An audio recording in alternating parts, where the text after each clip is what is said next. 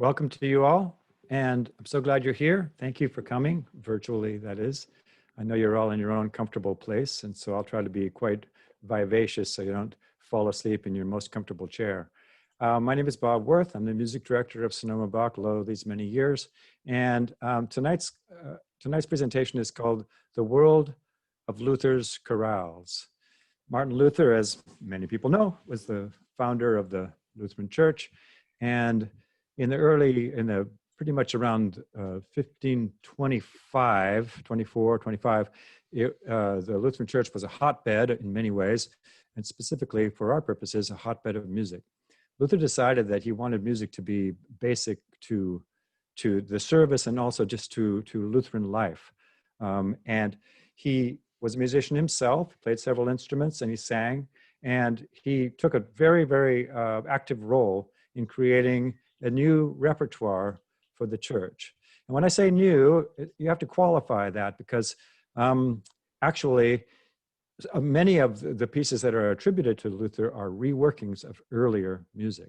So the early Lutheran music, much of it was based upon earlier pieces in the Catholic tradition and also in folk traditions and actually in secular traditions as well. You would think that a secular song that might be used for a celebration wouldn't be appropriate for sacred music, but Luther didn't feel that way.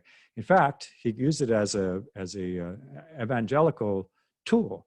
The idea is that you adopt music that people already love, you give it sacred words, and it goes right into the heart like an arrow because you already love it. So it's kind of like the Trojan horse. And so he did a lot of that. We're going to explore several of Luther's chorales tonight. Before we start, though, let me give a few sort of ground rules. Originally, I did this presentation, or one much like it, for the San Francisco Bach Choir several weeks ago, and they had started a series of singing what we would call Midsummer Night Sings, that is, singing great works. And they asked me to do one, and I said I didn't want to do one because I wasn't confident yet that online would work very well for that. And so I kind of co-created with their director, Megan Solomon, this presentation, which includes some singing. Now, some of you I know might not be singers, and so don't feel obliged. And in fact, no one's going to hear you.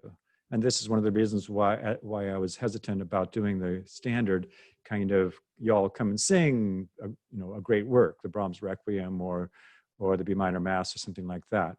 I felt that a presentation where we're introducing things, we're getting exposed to things, we're doing some listening, we're doing some thinking, and we're doing some singing would be a more effective way of using this medium. And you can tell us what you think at the end. But in any case, you are encouraged to sing, and the music will scroll. Some of you have pulled up the packet, which many of you have received already on a separate device, and that's perfectly fine to scroll along yourself. But when we're singing a piece, I'll do the scrolling, and unfortunately, because of something called latency and varying transmission speeds, I might be turning for you a little early or for you a little late. And everyone got their own ideas about when the music should be turned. Some people want to wait till the last millisecond, and other people want to get a little view ahead. But we will make it work. As Diana said, everyone's muted, but you are encouraged to sing, and you can sing any part you want. If you want, some of you women might want to sing the soprano part, or sopranos might want to sing the alto part. That's all up to you. And it's okay not to do the words. All of our repertoire tonight is in German, and some are familiar with German and some not. And so you are welcome to sing on do or some other neutral syllable. You can hum along or do the words all as you wish. Now, Martin Luther, as I said, was a musician. And before we start, I want to give a little idea, some little input on his ideas about music and the way that he felt about music, in his own words, translated, of course. First of all, there's hardly anything in the world with more power to turn or bend this way and that the morals of men. Music has a secret power to move our hearts in one way or another.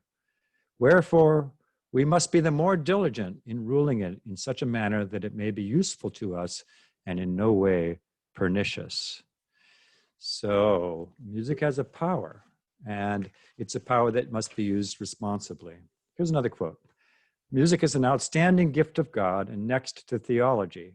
I would not want to give up my slight knowledge of music for a great consideration.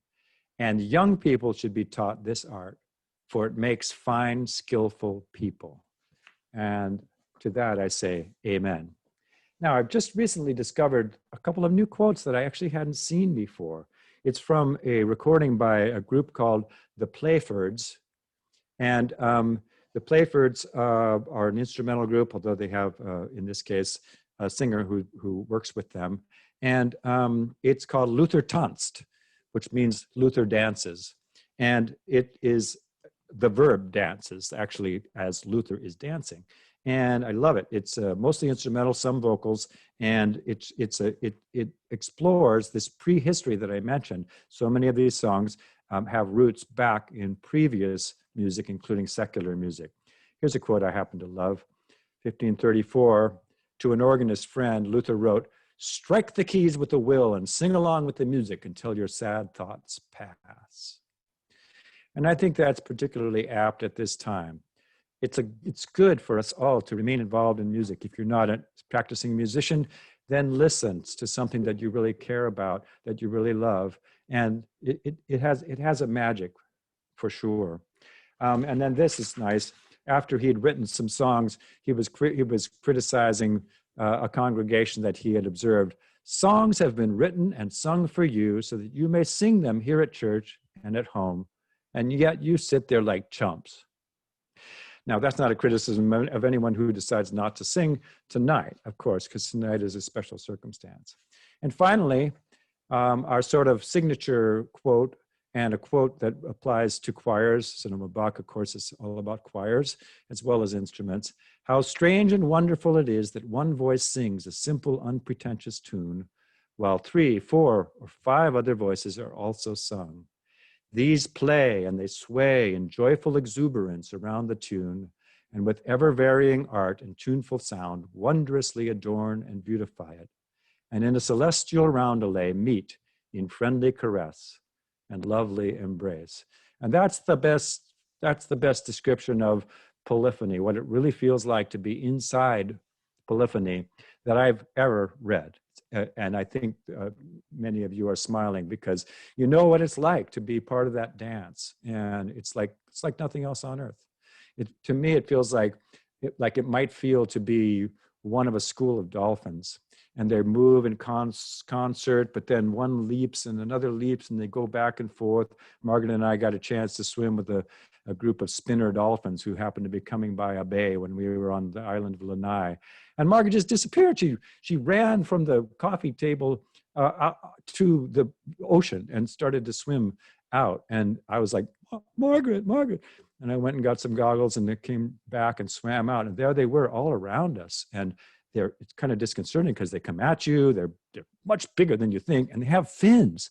And you're sitting there thinking, well, I think these are dolphins. I hope these are dolphins, because if they're not dolphins, then, well, then anyway. So we're going to go on now. We have 8 chorales to explore, and we're going to, so it's kind of like cliff notes on 8 different chorales. And the basic form is we look at the tune, we hear and sing the tune, and we look at one or more iterations of that tune as arranged by composers, all the way back to Luther's time and all the way up to, in one case, up to Brahms, but usually ending with Johann Sebastian Bach, our namesake. And our first is, hold on one second, I'm going to share my screen. I'm going to share my sound. I'm going to share. And raise your hand if you can see a bunch of old-looking music. I only see one hand, 2 hands. Okay, I'm assuming those 2 hands are. Rosemary, can you see the music? Okay, good, great. I think 3 is probably enough. This is from the Babst songbook, or Gesangbuch, 1545. I'm going to hold it up here so you can see it in Fraktur type. And this is the last songbook. The songbook started to be published in Lutheran songbook started to be published in 1524. And this is the last one for which Martin Luther wrote a preface, because he died a year or two after this.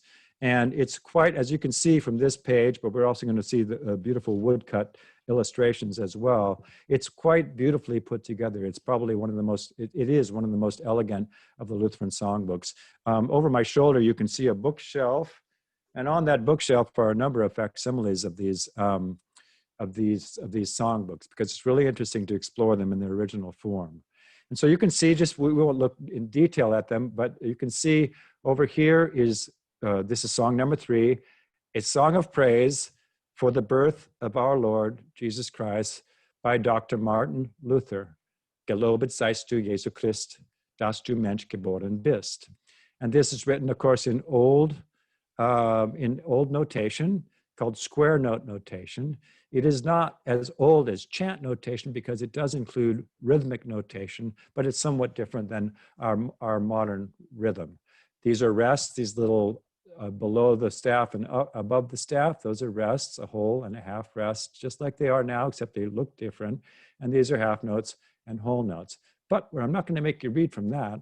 I'm going to ask you to read instead from this, which is modern notation of the same thing. Now, we are lucky enough to have a wonderful person who you can probably still see on the screen, and that is Diana Morgan, who at very short notice created for us little model performances of these spare chorale tunes. And so you're invited to sing here, and you're going to hear a pitch, and then you're going to hear a count off, and then you're going to hear Diana's voice. Go for it, or just listen. 1, 2, go. I have to pause right here because in the other presentation at this point, nobody could hear the music. Please raise your hand if you could hear that music. Excellent, excellent. Okay, so I'm going to go back. I forgot to do that little caveat. 1, 2, go.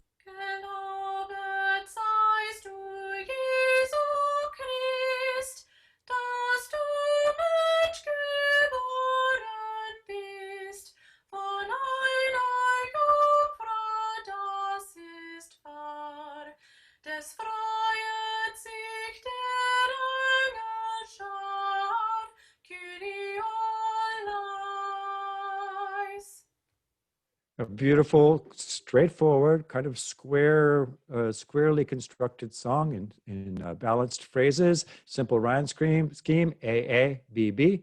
The only thing that's a little bit different from that is the little postlude or the little tagline, Chorales. And that is, or the Germans might say, Chorales. That is recognizable to many of you as a version of Kyrie eleison, which means in Greek, Lord have mercy, and is a little, as I said, a little tagline that is part of some of these songs. And those songs are called Leisen, L-E-I-S-E. And that was the name of the song. They're basically simple folk-like praise songs that end with a refrain like this. Now, this has been said many, many times. We're going to hear for our first polyphonic setting, we're going to hear a version by Leonard Lechner. As you can see, it's for 5 voices, and many of you will be able to see right away, Gelobet seist du, Jesu Christ. The tune is on top in the soprano 1 part in long notes, and underneath that are voices who are these other dolphins that are swimming along. And you might be able to notice, gelo, gelo, gelo, gelo. They're all singing the same thing. And so, but at different times. So Lechner has created a kind of a polyphonic cloud that surrounds this beautiful, spare, long note tune. Now I'm going to pull the audio up for that. And here we're going to be, as in many cases tonight, we're going to be singing over an existing recording. Sometimes we'll be singing with Diana, sometimes we'll be singing with an existing recording, and as you'll hear in a few minutes, sometimes we'll be singing with a piano accompanist. All of these pre-done so that we can sing with them. And here is a recording, and I will try to get the page turns at the exact right time. And let's go. 1, 2, go.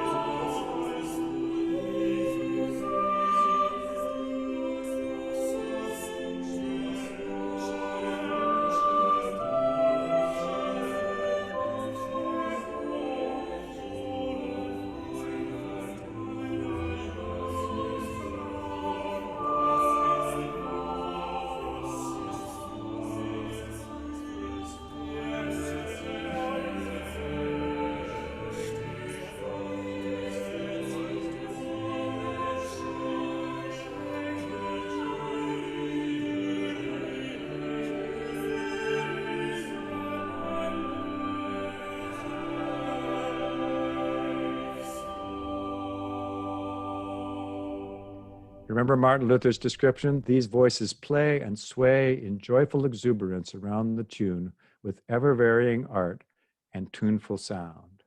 That's, in my opinion, a wonderful example of that.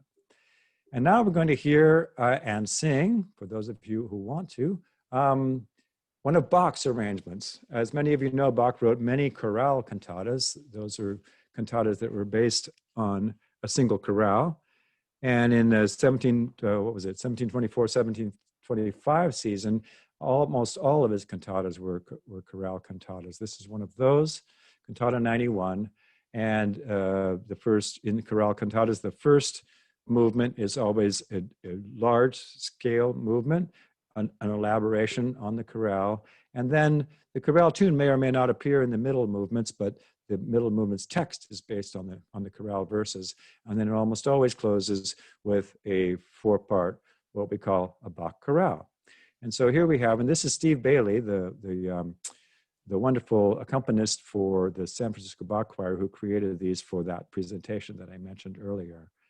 So I will open that doc. And again, you'll get a count off, you get pitches, and then a count off.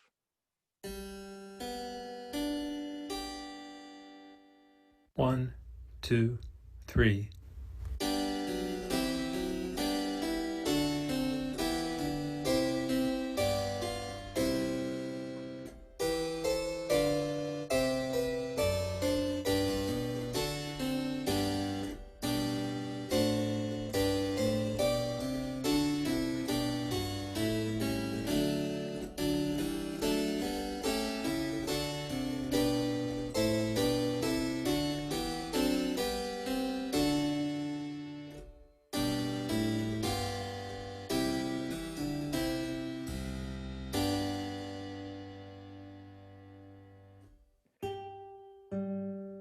Sorry.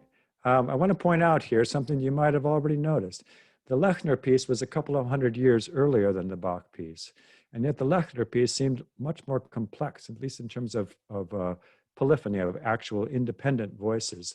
The Bach is in what we call more or less homophonic form. If you look at the beginning here, some voices move in eighth notes at times, but the words are almost always lined up. And we hear chord, chord, chord, with some passing tones in between. That is what we call a Bach chorale. And those are incredible, gorgeous pieces. But oddly, from some standpoints, they're simpler than the very first Lutheran music by people such as Johann Walter and Balthasar Resinarius, and a generation later, 2 generations later, Leonard Lechner. And it's always been interesting to me that things kind of simplified, or some people might say clarified. I think it had something to do with clarity for congregational singing. Everyone in the room, including the choir who's singing alto, tenor, bass, in addition to the soprano parts, are singing the words at the same time, and everything lines up. And it makes it a little more clear for that kind of group singing. Now, at the end of most of these sections, I couldn't resist adding a little lanyap. And we're not going to be able to hear that entirely, but this is just kind of like dessert for the Gelobet Zeist du section. And this is one of Matthias Weckmann's variations on Gelobet Zeist du, well worth looking up. They're organ variations. He wrote 2 sets of them. They're fantastic pieces. This will give you an idea of what they're like. They're miniatures.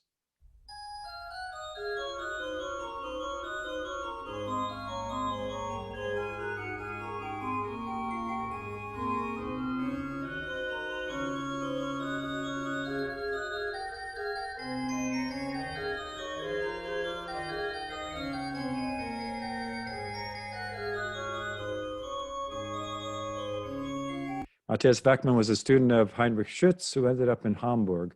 And as I say, well worth exploring. Just fabulous, fabulous music. Lots of his music is great, but those are really fun variations.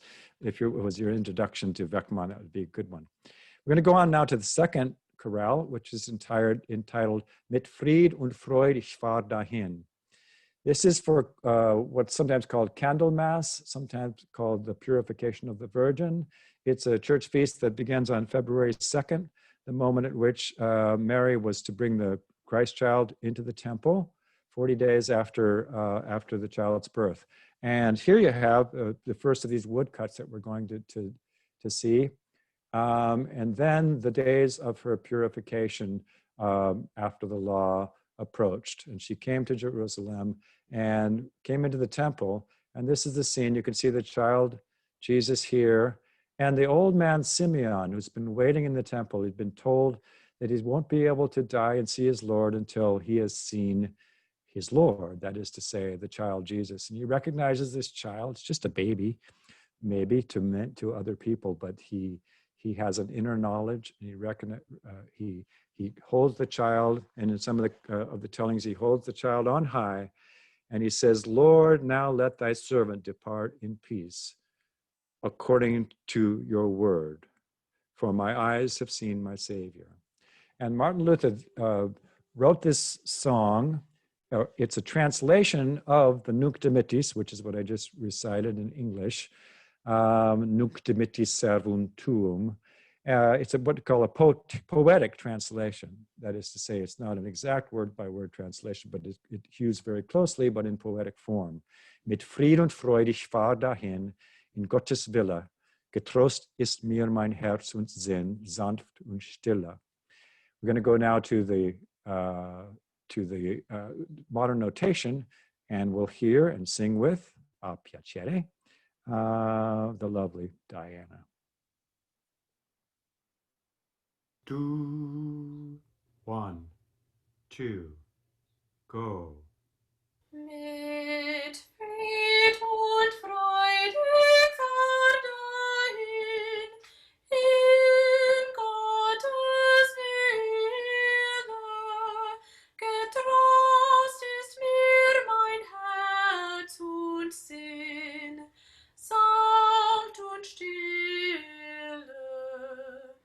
Wie Gott mir verheißen hat, der Tod ist mein Schlaforden.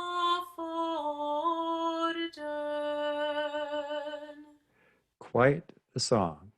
It kind of goes along, and you might not notice it, but it's actually quite complex. It's beautifully structured. Like most of these songs, it starts and ends on the same note, but it explores its different. First of all, it opens up the range of the song, which is an octave, and then it explores different parts of that range, and falling back down and one note lower, and then vaults up and explores that range again and resides back down. One thing about it that unless you took music theory class, it's a minor key piece, but it's in what we call the Dorian mode with a raised sixth. You expect that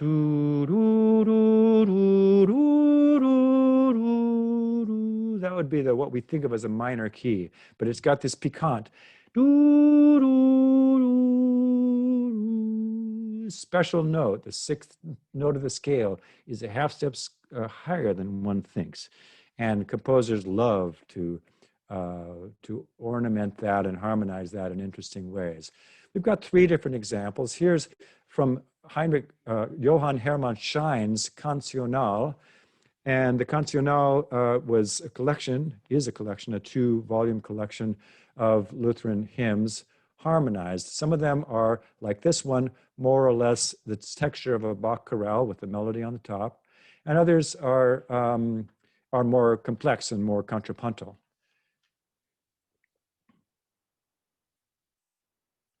Here goes. 1, 2, 1, go.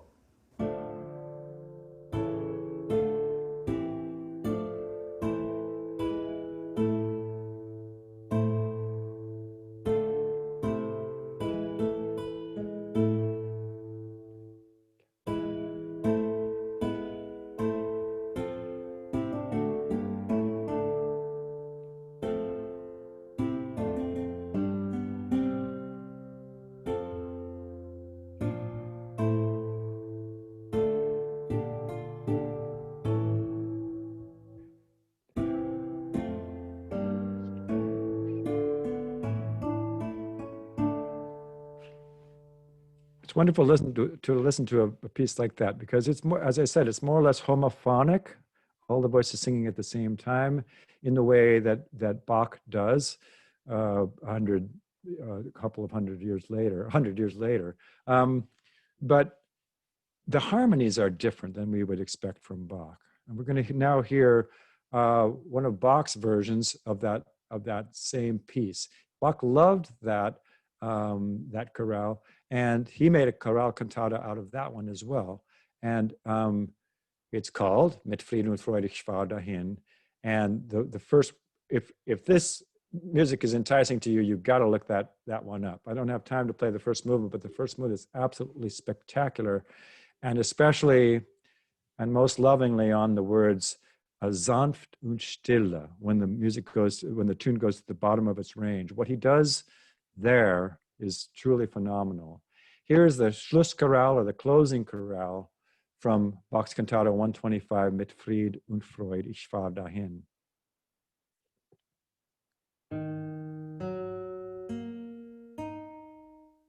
One, two, go.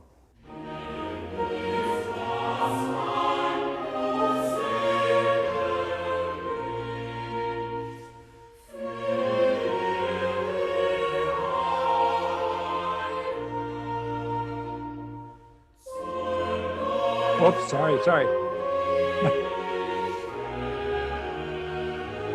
My bad.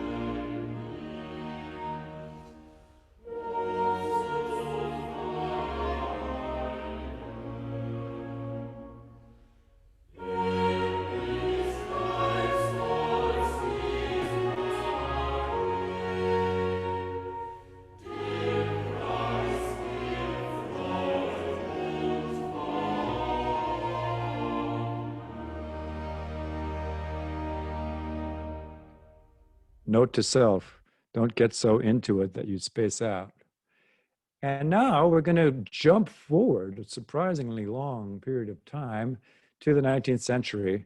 And this is the harmonization of Mit Frieden und Freude, which Johannes Brahms uses to close his motet, Warum ist das Licht gegeben?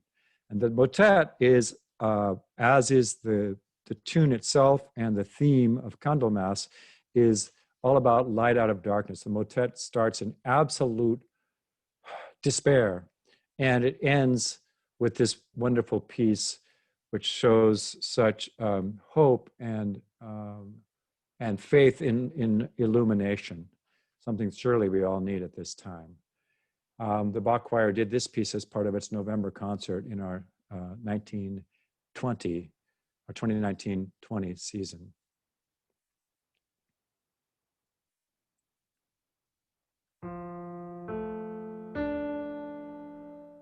One, two, three.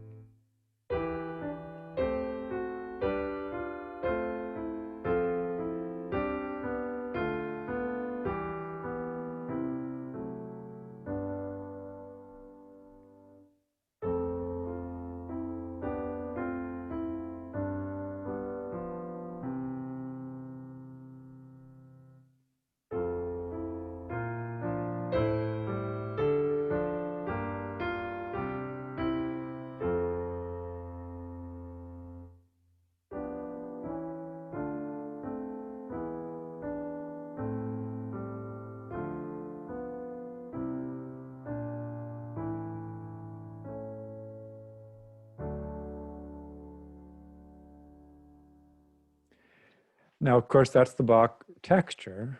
And most of the harmonies wouldn't be foreign to Bach, although there's some moves, a few moves that are more typical of 19th century music. But one thing we have in this piece that we don't get from Bach is a lot of detailed dynamics, direct from the composer. And that's something. And Steve played, I hope you agree, Steve played that piece just beautifully, absolutely beautifully. And it gives you an idea of the power of dynamics. With Bach, usually, if anything, we get a forte or we get a piano. And there's not much of this crescendo, decrescendo yet. We have to work it out for ourselves. As I mentioned, Bach loved that chorale, and he said it numerous times. And I'm going to play for you a little bit of his setting in the Orgelbüchlein. This is when Bach was about 30 and he was working in Weimar. He decided to make a collection of little chorale harmonizations for the organ that could be used for when there's movement happening, the priests are going here, the priests are going there, or as introductions to a congregational singing of a hymn. He planned to do over 100 of them, and he actually lined the book out for that, and he actually composed about 40 of them. Here is the opening of his rendition of this chorale.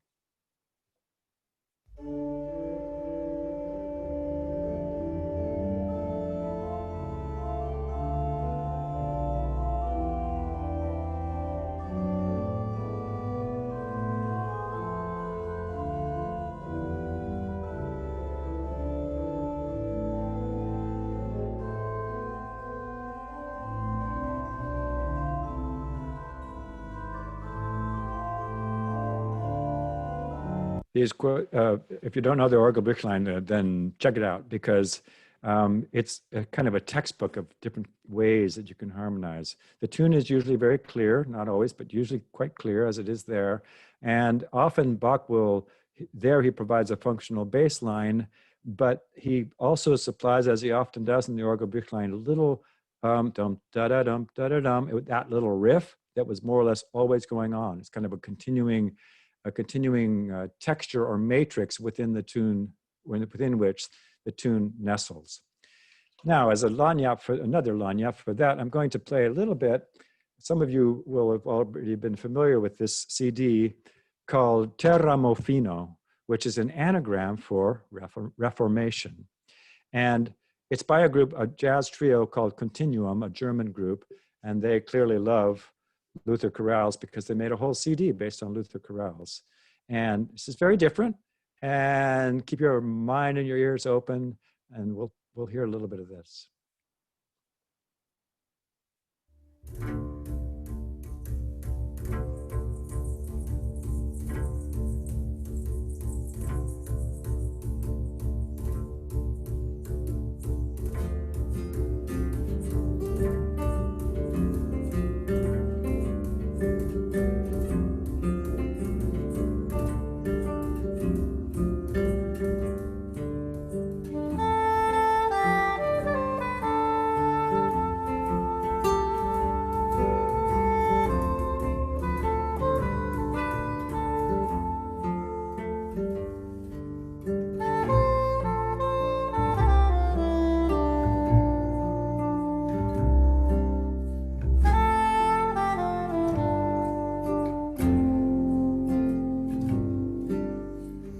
And I love that for a lot of reasons, but the main reason I love this particular one is because it captures something that seems to me to be in the original, which is, I get to go forth.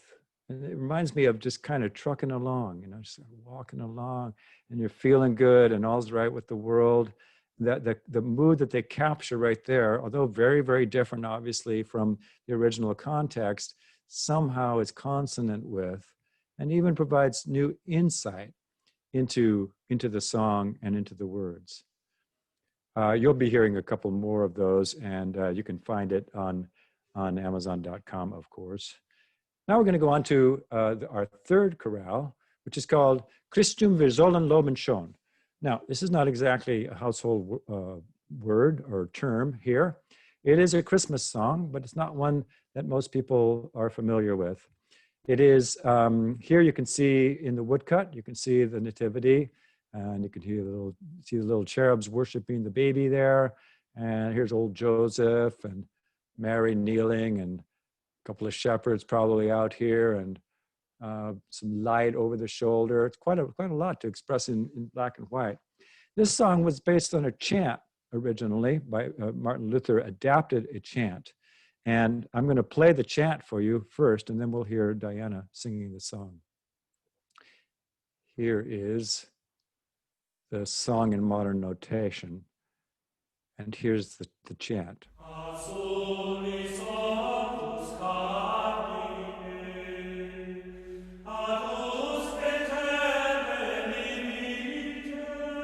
The main difference is that the chant has free rhythm.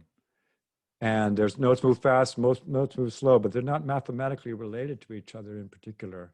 And now if you listen to Diana, you'll notice that as notated in the Baptist songbook, although there are many, one beat notes, but it moves along in a different kind of way from chant.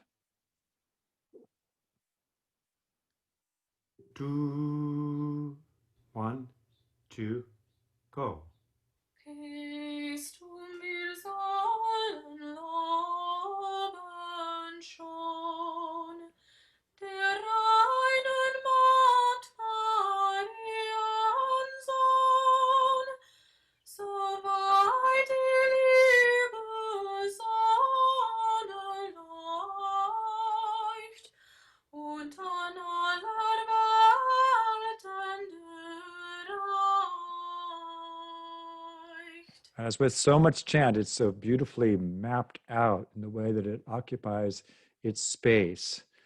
And now we're going to do a version of that tune by Lucas Osiander. He was a pastor and a musician, but I think probably not. I mean, we don't know any of his other works other than this cancional that he put together, 50 sacred songs and psalms.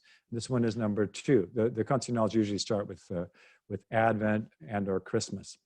And here you sing Christum wir sollen loben schon. It's on the top. By this time, in the latter quarter of the by the latter quarter of the 16th century, most composers, not always, but most composers were putting the tune in the top.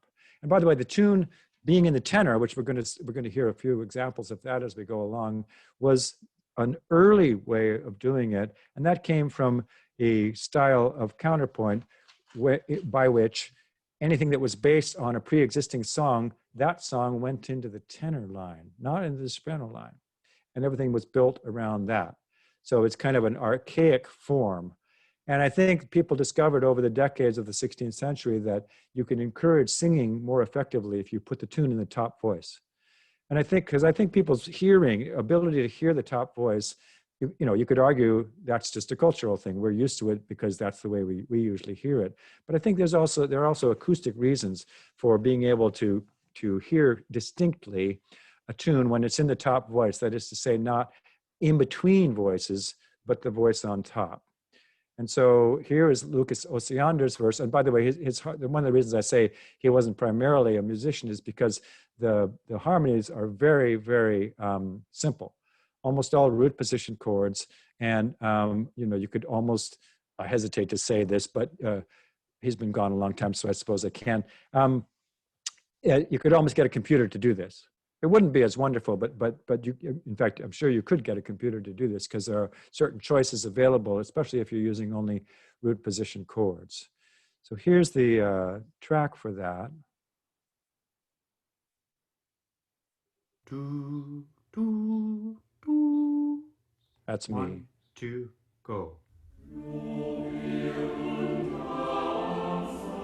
Sorry, I had to make the point that this is another verse. It's not the verse that you see here. So I would recommend singing this on do.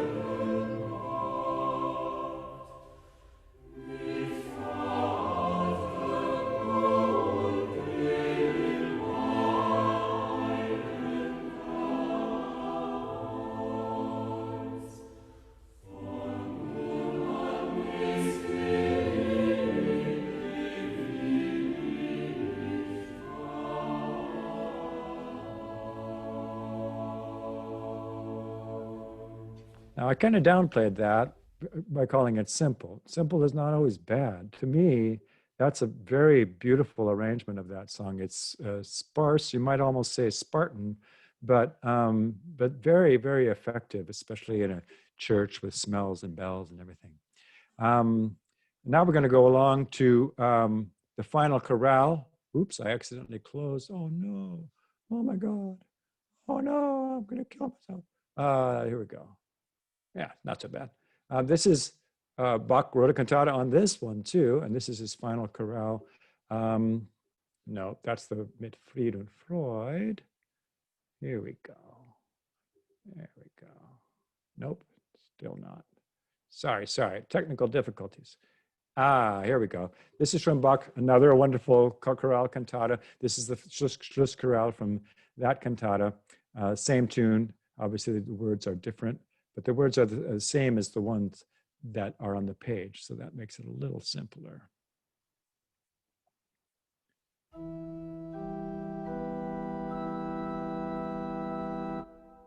One, two, three.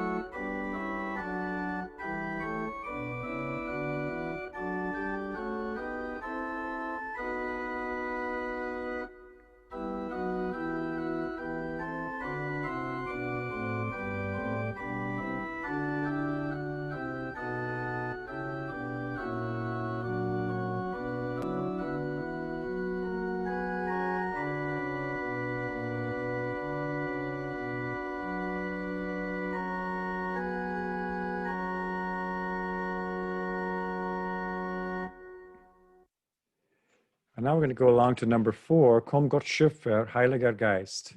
It's a Pentecost hymn. Here you can see the Holy Ghost in the form of a dove descending. And Luther wrote several, at least 3 to my knowledge, wonderful Pentecost hymns. We're going to hear another one at the end of the presentation. This one is also based on chant and is quite regular in form, as you'll hear when Diana sings it for you. 2, 1, 2, go. Komm, Gott, Schöpfer, Heiliger Geist, besuch das Herz der Menschen dein, mit Gnaden sie füll, wie du weißt, dass dein Geschöpf vorhin sein. Another, as I said, chant-based piece, but this one has, as you can see, very regular phrases. It was a hymn originally in Latin, and therefore it had a poetic structure, and it scanned like lyrics tend to do, and so it's very completely different type of phrase structure from the earlier one, Christum wir sollen loben, which had irregular phrases. Now, here's a person I'll bet you haven't heard of, or many of you haven't heard of, Balthasar Resinarius. He's part of the first generation of musicians writing and arranging music for the Lutheran service and for Lutherans to sing. And although you haven't heard of him, he's a wonderful composer. I'm going to just point out here that the tune, although you can see it there in the soprano, but the soprano doesn't really have it. It's actually the tenors who have it. Do, do, do, do, do, do, do, do, do, do, slightly ornamented, but everyone's playing around with it. So this again is another wonderful adumbration of Martin Luther's evocation of everyone lovingly playing and singing around the tune.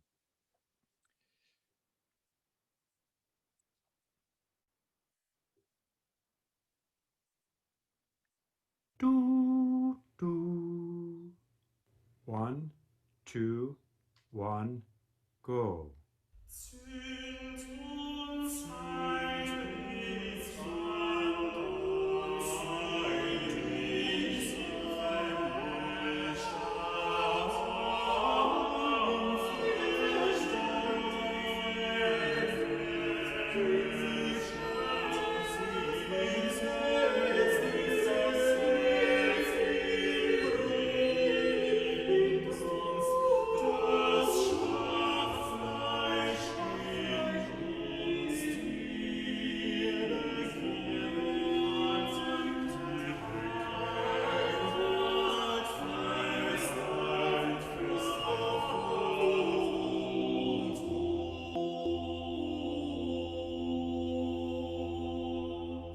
totally magical to me. To hear that tenor lining out that tune and everyone dancing around them, and also in this this kind of proto harmony, just kind of brings chills to my spine. And here's Bach's arrangement. Bach didn't write a cantata based on this. Actually, he probably did, but as most of you know, many of his cantatas were lost or used for fish wrap somewhere along the line. Paper was valuable, and people lost track of things back then, sadly. But of course, we have some 200 cantatas from his pen, and that's a great gift to us.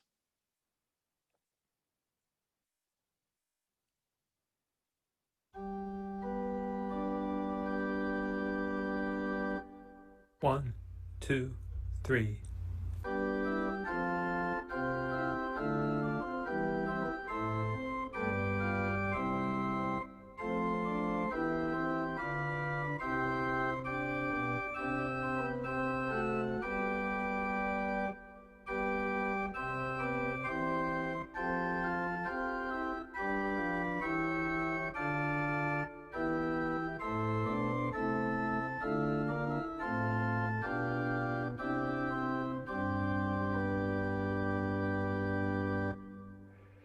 Bach wrote an organ prelude based upon that chorale. Beautiful piece, worth checking out. I'm going to turn you on to a person named Ira Stein, who many years ago, I'm trying to think of when, I think the early 90s or late 80s, recorded with his trio, cello and soprano sax and clarinet, same player, and Ira Stein on piano, at Yoshi's in Oakland, a set of Martin Luther songs. And they're wonderful arrangements. You'll hear it starts rather energetically, and then there's a long kind of contemplative section that ends up moving. And we'll just hear the beginning.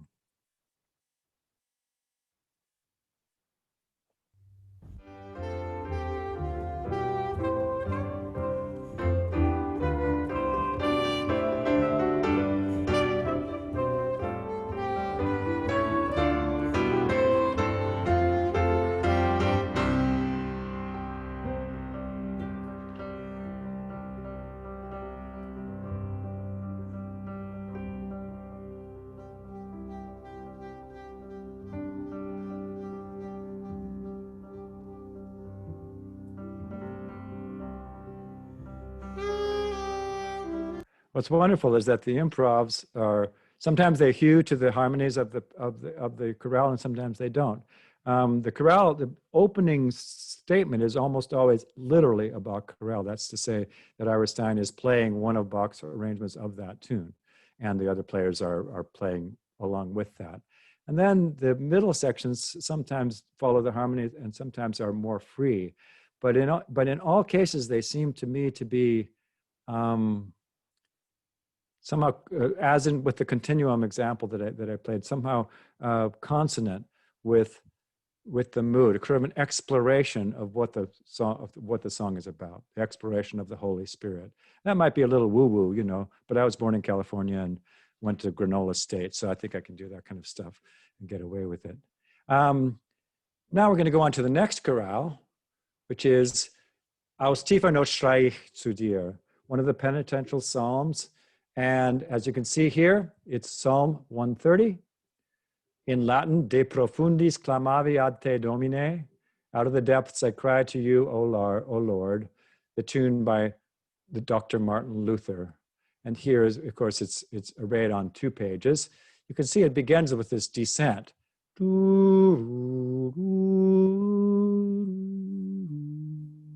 It's already pretty soulful, if you ask me, even in my voice. Now listen to Diana do it.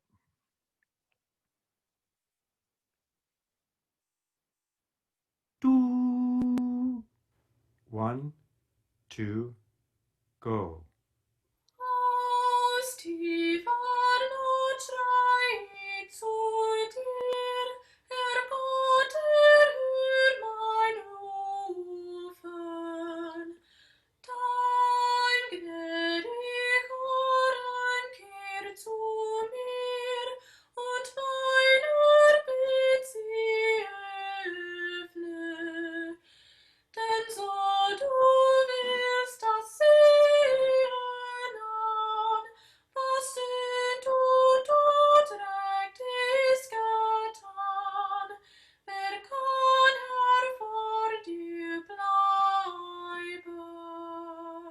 Again, I mean, I could spend the whole rest of the presentation just on this tune, how beautiful it is, how it revolves around the two notes B and E, and the relationship between the note above B and B, and the relationship between the note above E, F natural, not F sharp, and E. Also the way it explores space. One thing I do want to point out is this little kicky rhythm right here. Denn so du willst das sehen. It's got that syncopation. And that was a feature of the early pieces. They all got smoothed out. Most of them got smoothed out later on. But many of you know Ein feste Burg, a mighty fortress is our God. In its original iteration, it was Ein feste Burg ist unser Gott, ein guter Wehr und Waffen. Had a lot of kind of rhythmic kick. And that was one of Luther's ways of invigorating people and helping them to develop courage, to live through the adversities that we all encounter. The rhythm was part of it. And as I say, it kind of got smoothed out a little bit later. Here's Johann Walter. He was a friend of and colleague of Martin Luther himself. And in the very first year of publications of these songbooks, he published his version, that's 1524. He published a very elaborate polyphonic, most of the songbooks at that time in that first year were just the tunes, but he published an extensive arrangement of tunes. That here you find the tune in the tenor voice, as I mentioned in the early period. You're going to find the tune in the tenor voice. Here it is. Do, do, do, do. 1, 2, 3, go.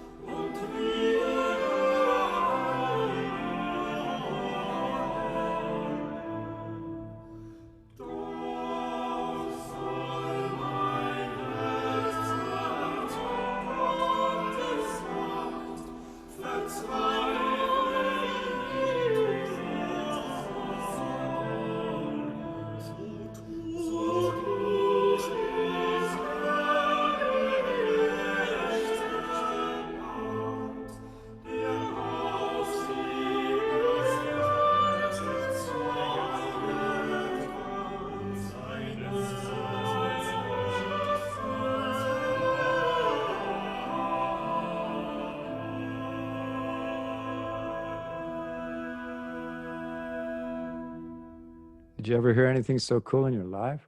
And you can see that kind of kicky rhythm, that invades different parts of the song and in different voices. So the texture is kind of filled with those little spicy, those little spicy rhythmic moments, which again helps to declare the independence of each voice and helps to provide interest around this beautiful, noble song. Here's Heinrich Schütz from his called the Becker Psalter, in which he set to music German versions of all the Psalms. And as you can see here, the tune is in the top voice, and it's more or less homophonic, but in the 17th century style and not in the Bach style.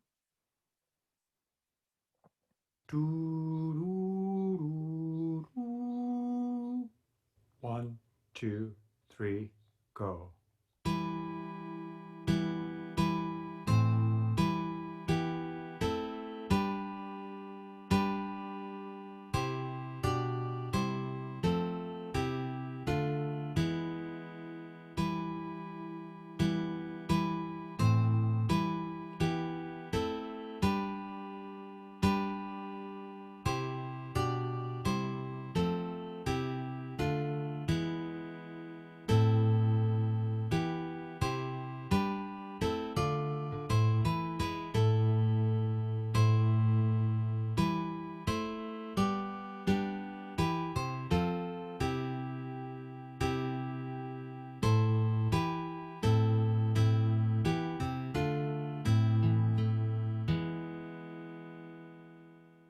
And don't get me wrong, I adore Bach chorales, but these earlier ones have a kind of special, I don't know what, sort of mysticism. It's a little hard to describe. Sometimes it is the spare chords, and sometimes it's those special little rhythmic fillets that adorn it. Here's Bach. Bach wrote a chorale cantata based on this piece as well, and here's his closing chorale from that cantata. And here you're going to hear an interesting opening chord here. It's an E major chord, but it has D on the bottom.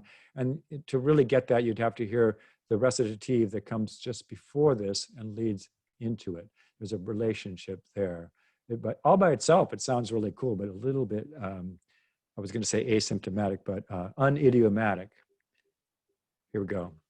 The great Steve Bailey playing along.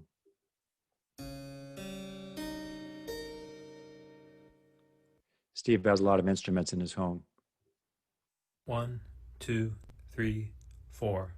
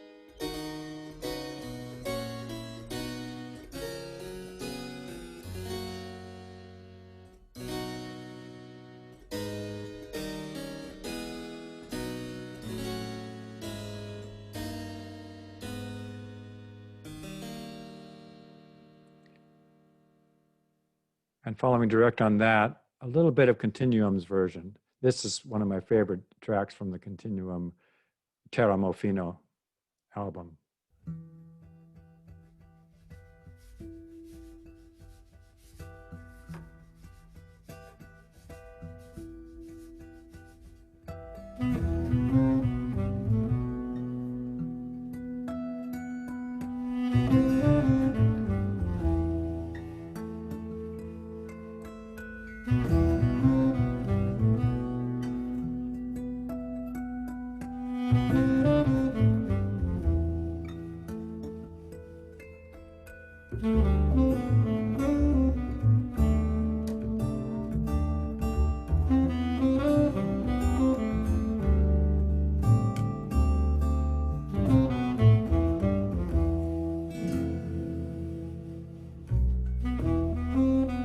Isn't that amazing? And again, he seems to somehow honor this idea of out of the depths, I cry to you, O Lord, hear my voice. We're going to have to jump ahead a little bit because I've talked and dwelt a little bit more than I intended to. Take a quick look here at Vom Himmel hoch. This is a children's song, identified as such, ein Kinderlied, a children's song, auf die Weihnachten vom Kindlein Jesu, a children's song for Christmas about the little child Jesus. And it's a very simple song, structurally a simple song. It has a beautiful contour to it. You can see it dwells in the top range. Kind of brings us down to the middle range. In the what we call the dominant, or C in this key. And then the descent, much like Ein Festberg.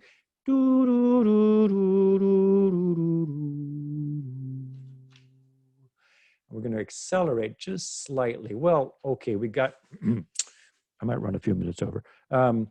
We've got to do this. This is Michael, because we can't have any kind of Sonoma Bach event without some Michael Pretorius here. And so here's a trio. Michael Pretorius loved this song. He loved all these songs. And he left us many volumes, 21 volumes of music, some huge preponderance of which is based on Lutheran chorales, at least half, probably more like 2/3. And there were many more volumes projected. He died he died at age 50. So here's a trio. and it's going to, you're going to find it's different than the other pieces. If you want to, if you're a soprano, you could sing here. If you're an alto, sing here. And then all the guys could sing down here. And it gives us the tune, but it plays around with it in this incredibly joyful way.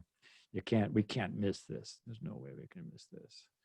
Okay, here goes.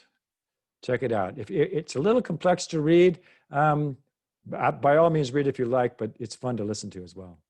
Do, do. 1, 2, 1, go.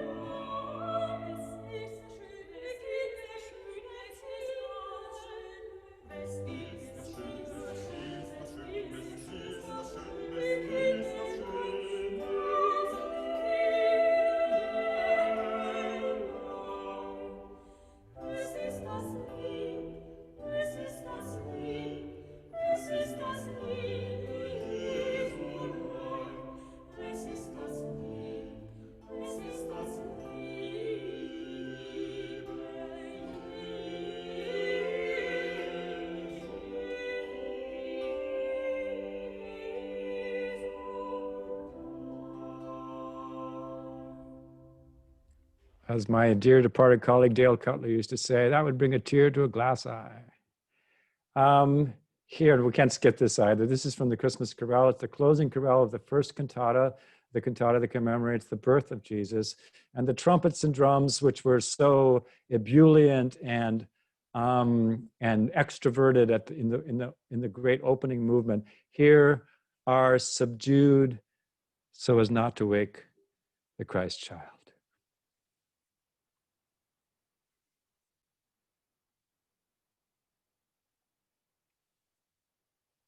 Do, do, do, do. 1, 2, go.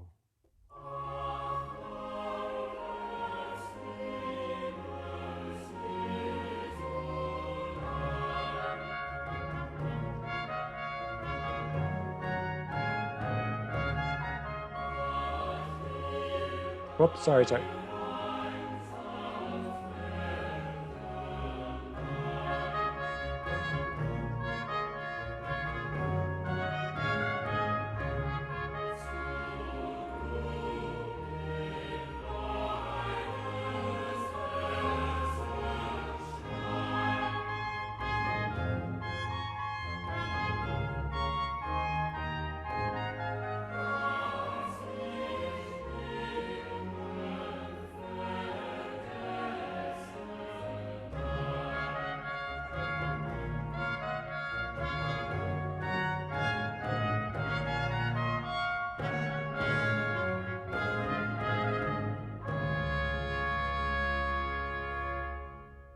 Bach set that chorale multiple times. As you can see down below, we're going to have to skip these, but there's a wonderful organ chorale based on it, and also a set of variations, which aren't listed here.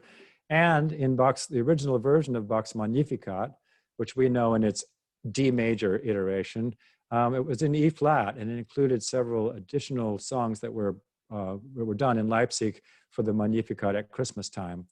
And it included a setting of Vom Himmel hoch, fantastic setting of Vom Himmel hoch. Now we're going to do real cliff notes. We have to kind of rush by Sie ist mir lieb, which is a fantastic song. So look it up. You can see some of the choices that I've made, especially this performance. You can find it on YouTube. if you just look it up under Wittstum and the name of the song, you've got to check the song out. It's absolutely unlike anything else that Luther wrote, and it's little known, but it should be known much better. I've also included Schein's arrangement from his Cancional here. We're going to close, though, with our final segment, which is on the other Pentecost hymn, Komm Heiliger Geist. Many of you know this from Bach's motet. Der Geist hilft unserer Schwachheit auf. The Spirit helps, the Spirit helps our weakness. And I'm going to play the opening of that wonderful motet, which many of you know and dearly love. Let's see if I can find that. Nope, I can't do that. Okay, so here's Diana singing the song, and it's yet another quite different type of song. It's more discursive than most of the songs that we've been having. You can tell that it's rather long, and although at a first hearing for some of you, it might not be possible to perceive this, but there is a repetitive structure, but it's irregular. You do hear some of the phrases come back, but not when you think. It's not four square. 2, 1, 2, 1, go. Komm, Heiliger Geist, Herr Gott, erfüll mit deiner Gnaden gut, deiner gläubigen Herzmut und Sinn, dein brennend Liebe zieht in ihn, o Herr, durch deines Lichtes Glanz, zum Glauben du versammelt hast, das Volk aus aller Welt Zungen, das sei dir, Herr, zu Lob gesungen. Alleluia, Alleluia. Fabulous, fabulous piece. As I said, more discursive, a little longer than the others. And now we're going to do two versions of this. We'll close with Bach's version from the motet, but we're going to do this Johann Walter version because you just got to hear this. This is a group called Stimmwerk, and Stimmwerk is a male quartet. I believe the guys went to school together. It's a German quartet, and they have this amazing sound. They bring this sound to this piece, and they bring to life the quote from Martin Luther about the voices playing and swaying in joyful exuberance better than almost anybody. Here's Stimmwerk doing Johann Walter's Komm Heiliger Geist. Do, do, do, do.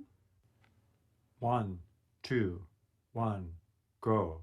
Komm, Heiliger Geist, Herr Gott, erfüll mit deiner Gnaden gut,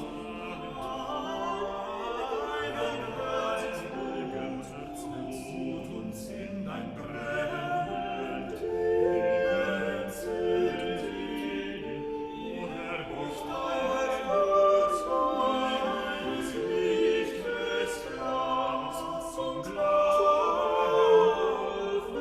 versammelt hast, das Volk aus aller Welt zählst, das sei dir zum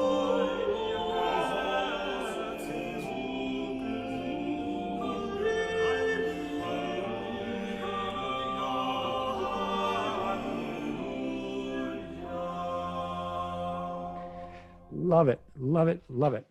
And now we're going to finish with, as I said, the Schlusschoral, the final chorale from Bach's motet, Der Geist hilft unserer Schwachheit auf.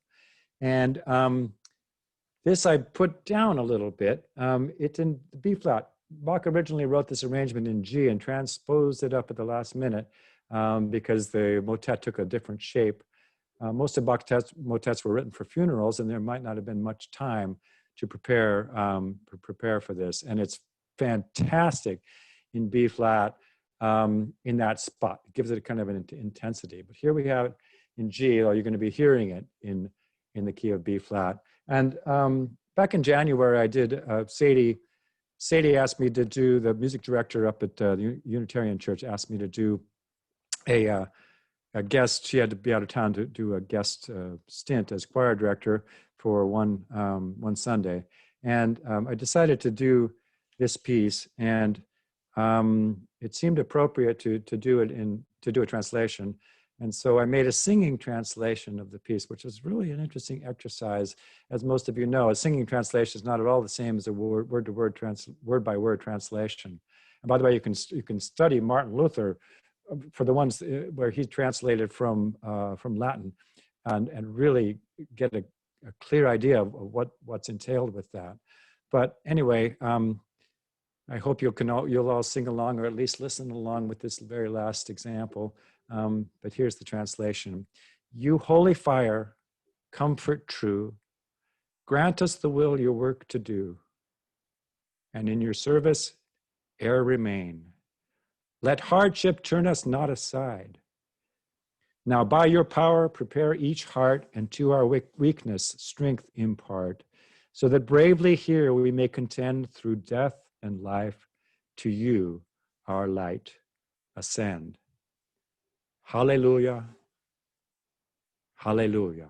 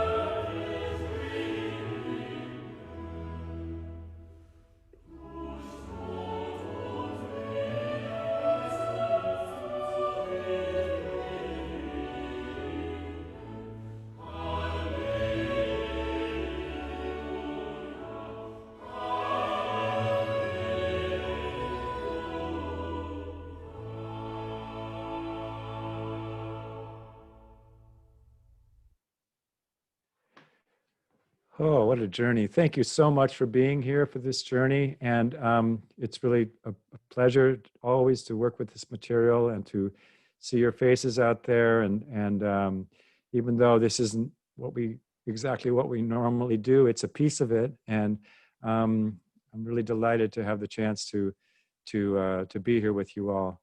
Please let us know, what you thought. And if anybody, you could tell I'm a real enthusiast. So if you have any questions about the music, you can send them to Sonoma Bach, and Diana will shoot them to me, or many people know my email anyway, worth@sonoma.edu.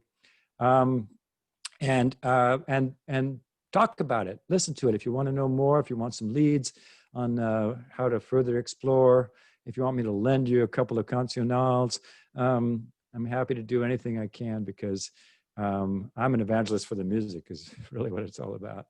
Anyway, thank you so much, everybody. Really appreciate you being here. I'll turn it back over to Diana. Thank you. Thank you all so much. Thank you, Bob, for this great time to be able to sing together. We hope that we're going to be able to put on some more things similar to this.